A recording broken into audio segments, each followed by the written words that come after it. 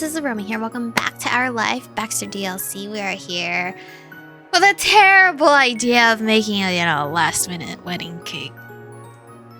What did he say? Jude's jaw went from a slight dip to a drop. Baxter had done a lot in the past few days, but he always remained within the bounds of his job. Even going to pick up and drop off the centerpiece supplies could be considered part of the process if he had an especially involved planner. However, making a groom's cake the night before the wedding was definitely not how any of this worked. Baxter Ward was taking a flying leap past the line of professional courtesy. What? You make cakes. Jude slowly articulated through his shock. Baxter nervously blew at the edge of his swoop bangs. Not professionally, no. It won't taste as good as a wedding cake. I can curb that expectation right now. I'll have to use a box mix and it won't be the true 3D carved shape. That's something better left to the pros. However, I can manage to create a cake that fits the bill better than a sheet cake with some plastic decorations stuck in it. I could use a stencil to make it look like a controller and frost it so. And I do have some experience baking for events. I did help make the cupcakes for Marino's 19th birthday. Not just a chocolate fountain. Baxter blinked and then scratched the side of his neck. He let out an awkward chuckle at that bit of infamy preceding him. Yes. I did do a touch more than provide the chocolate fountain. Done. Well, hell, if you can do it, do it. That would be... I don't know how I could make it up to you. Don't allow the stress of having the perfect wedding ruin the experience. That's all I ask for. Oh, and don't smash any of the first or second cake into Scott's face as a surprise. Despite Baxter's lighthearted teasing, Jude continued to stare at him, astonished. Thanks. Dude, Thanks. You're welcome. And now I can comfortably say that we're all set for tomorrow. You need all the rest you can get before morning, so take it easy tonight. I'll be going now. They were serious. Baxter was about to make a themed groom's cake the night before the wedding he was planning. He shouldn't have to handle that alone. Baxter was biting off more than he could chew. He had to make sure this didn't go awry. He was so ridiculous and he absolutely needed someone to watch out for him. What a champ. You want to do everything within your power for the wedding too.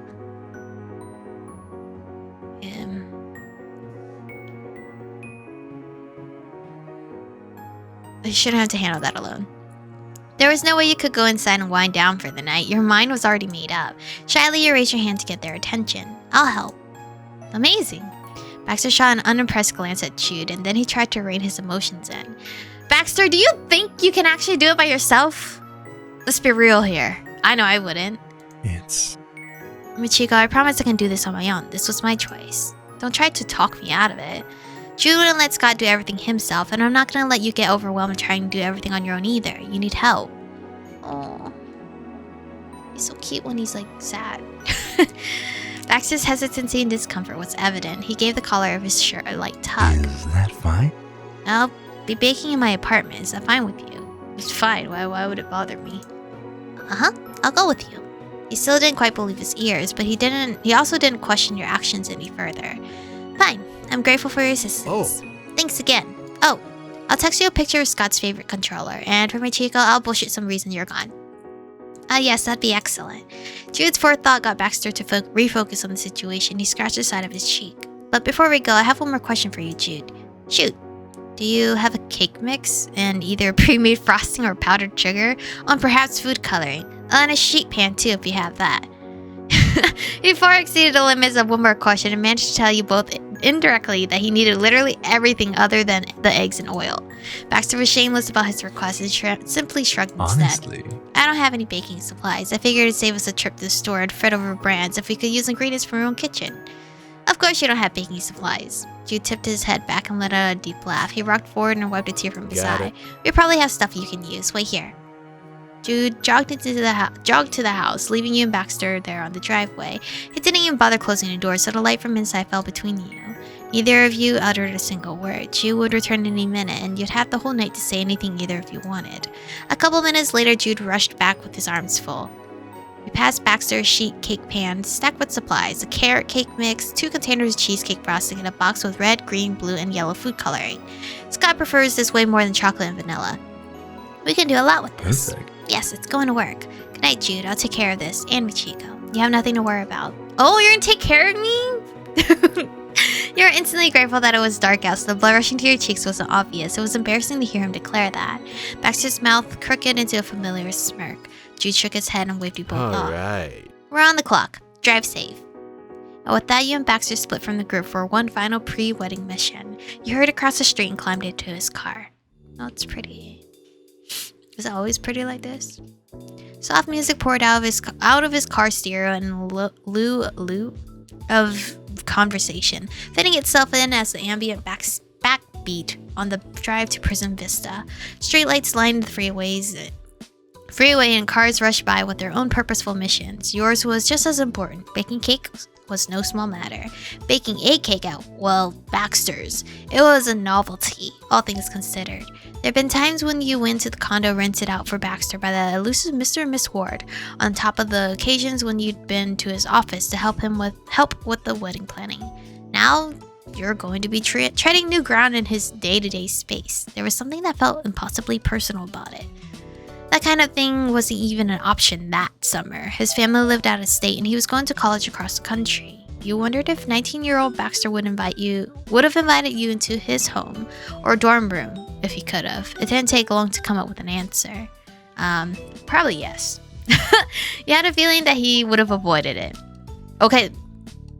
I don't think he would have avoided the dorm room. Well, no, he had roommates.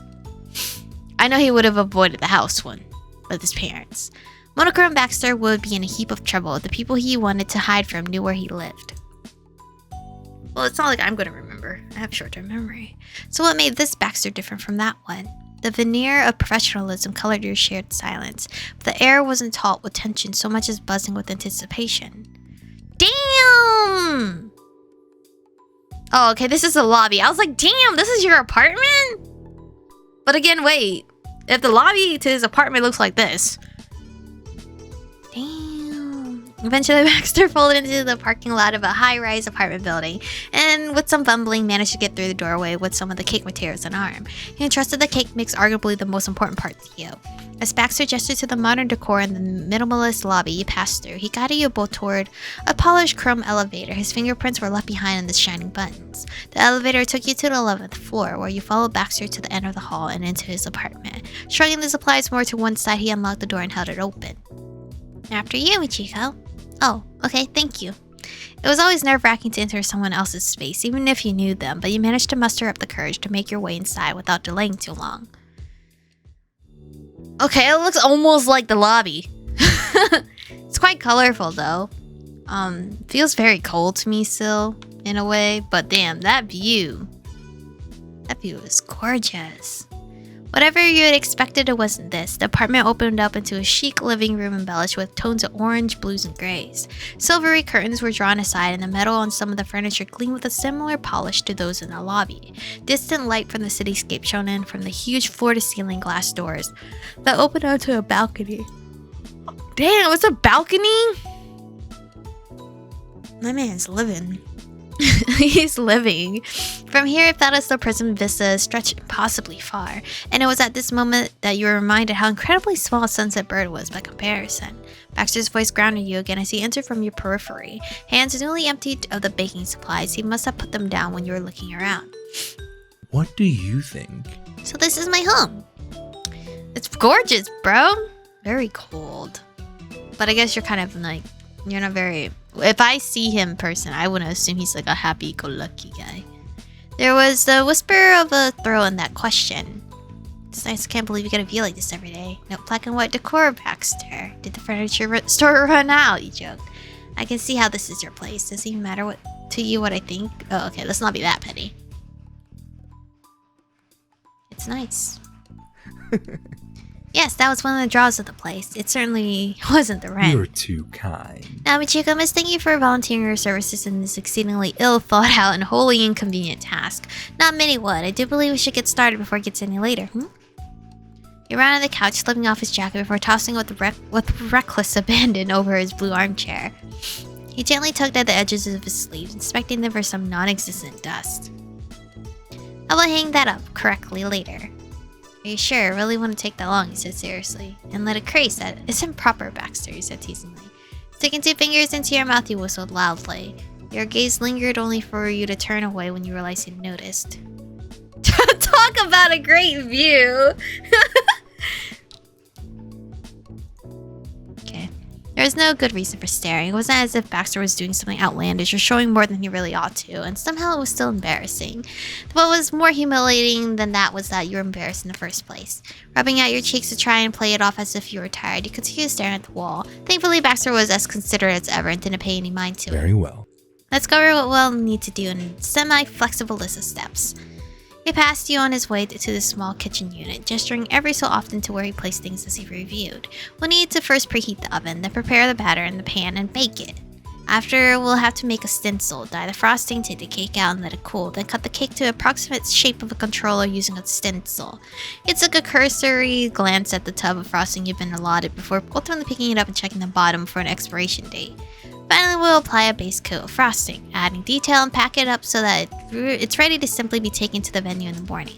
Baxter returned the frosting to the counter he had taken it from. That doesn't sound impossible. And this time you sound like you know a lot.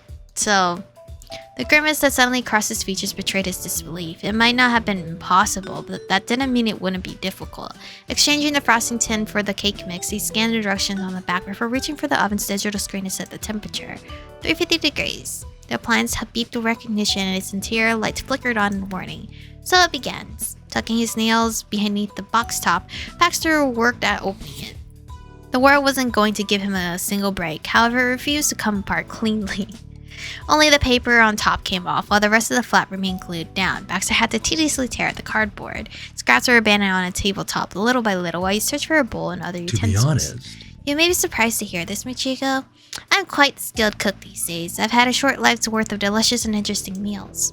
There is something quite satisfying about making it for myself as opposed to going to a restaurant. He hummed as he pressed his hands into the box, the top of it eventually splitting open to unveil its contents to him.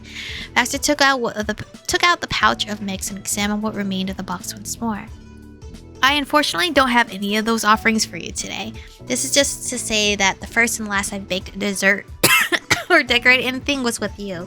Aww. Sorry guys, my throat, holy shit. He chuckled as he used scissors to get the plastic baggie open before he emptied its dusty contents into the bowl you scrounged up. I do hope those savory skills are transferable. It should be interesting either way. He'd never made a cake again. That night had been semi-disastrous, so you weren't particularly surprised that he never repeated it. Or, found another girlfriend and baked with her or whatever. Except he still suggested his confectionery services today. Honestly, it seemed like him to do something like that.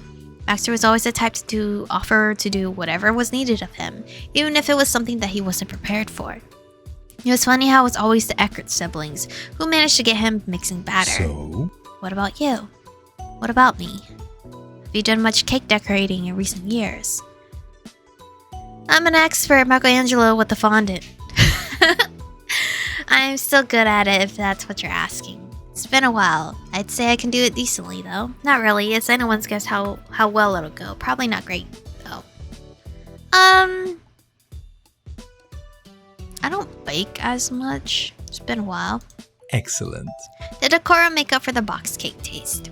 Despite Baxter's optimism, you were a little anxious about the cake, especially since it was something that would be shown at a wedding. Still, it had to be done with one way or another, so you nodded in agreement and headed to the sink to wash your hands. Without further discussion and with a massive list of things to still be done, you and Baxter set to work preparing the cake. That went without a hitch, shockingly. It was only oil, water, and an egg into the pre-mixed dry ingredients, but the track record for things going wrong was impressive. Once that was combined, you lined the pan with parchment paper and Baxter poured in the batter. By the time you rinsed out the bowl, the oven beeped. Baxter, after checking to make sure the temperature was right, at least twice slid the pan into the oven. You set a timer for half an hour in accordance with the directions. I can do that. It might take a little bit longer than that. I'll keep an eye on it. The last thing we need is a burnt cake. Right. Suddenly, all that was left to do was wait. Baxter checked his phone for messages as he leaned against the counter. Aha! A grin spread across his features and his fingers flew across the screen to send off a quick text. Peering from around his side, you managed to sneak a peek at a few pictures of Scott's game controller.